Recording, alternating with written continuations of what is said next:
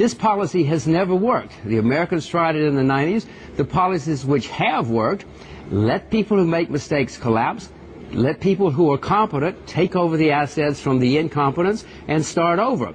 Now what's happening is the governments are taking the assets from the competent, giving the assets to the incompetent, and saying, now you compete with the competent. Jim, this is not going to work. I mean, this is madness. The madness started in 1989 when the government set the precedent of bailing out failed institutions. Since then, it has spiraled out of control. Now our government prints trillions to bail out all sorts of private corporations. These companies used excessive leverage to recklessly speculate while paying themselves huge bonuses.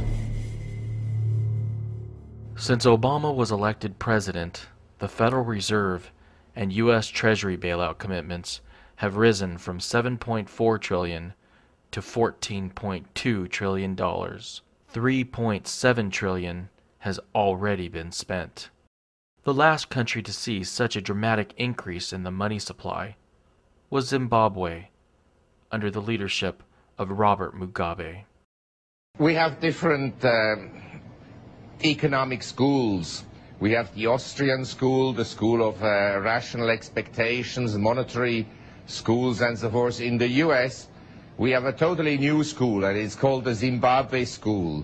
And it's founded by one of the great leaders of this world, Mr. Robert Mugabe, that has managed to totally impoverish his own country.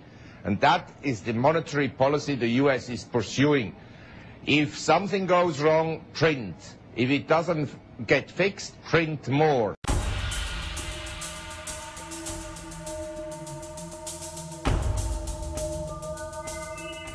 In February of 2006, Robert Mugabe directed the Zimbabwe Reserve Bank to print $20.5 trillion to buy foreign currency to pay off IMF debt. This caused prices of consumer goods to go through the roof, and in May of 2006, the Zimbabwe government announced they would print an additional $60 trillion to pay for a 300% salary increase for the soldiers and policemen. In August of 2006, 3 zeros were chopped off the currency to form a new Zimbabwe dollar.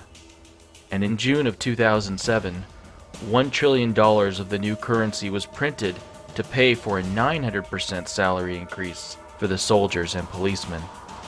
In July of 2007, Mugabe implemented price controls which forced stores to sell goods at government-ordered prices.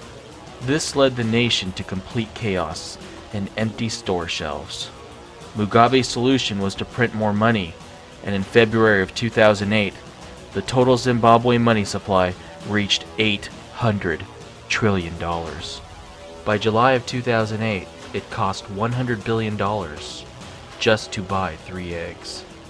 In April of 2009, the Zimbabwe currency was officially declared dead and completely worthless. Zimbabweans were forced to transact in gold. If you need cooking oil, you have to exchange with gold. If you need meal, you have to exchange it with gold. If you need soap, you have to change with gold. Everything is gold, gold, no Zimbabwean dollars.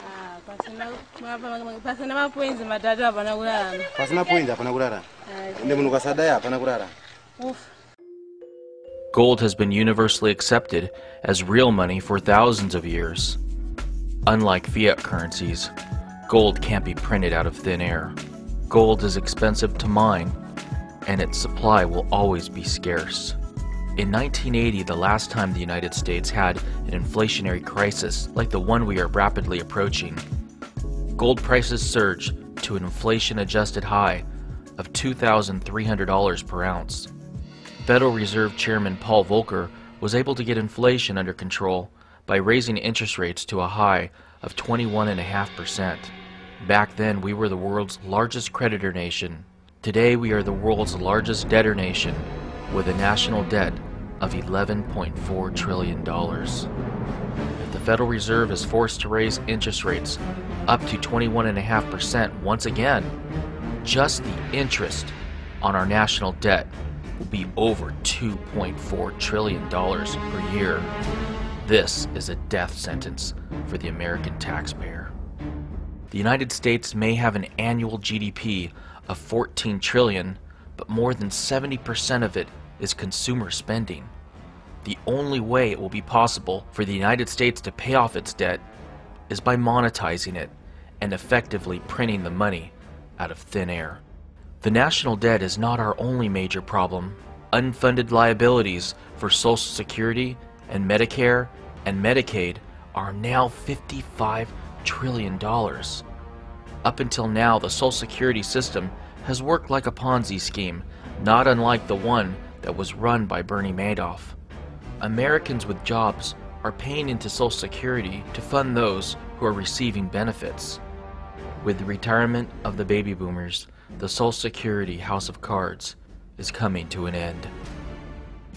Our dollar today is worth 4 cents compared to the dollar of 1913 when the Federal Reserve took in charge of it.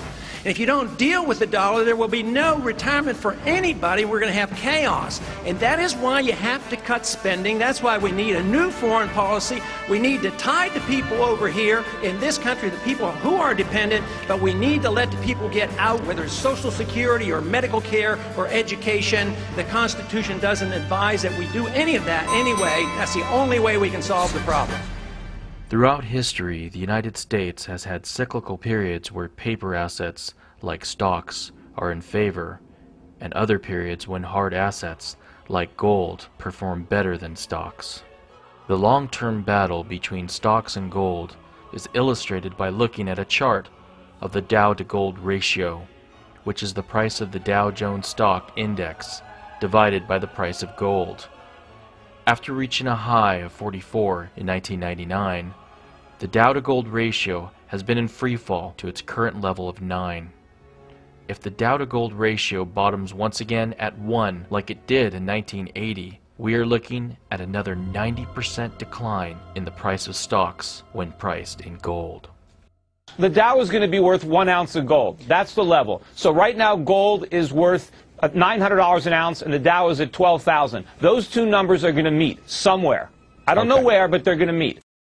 Silver prices have the potential to surge by an even greater percentage than gold. The Coinage Act of 1834 established a gold to silver ratio of 16:1, which lasted until silver was demonetized in 1874. The gold to silver ratio is currently close to 70, which means silver is receiving almost no monetary premium. During periods of high inflation, the gold to silver ratio tends to move back to 16, as it did in 1980. Imagine if the Dow to gold ratio returns to 1 and the gold to silver ratio returns to 16 at the same time.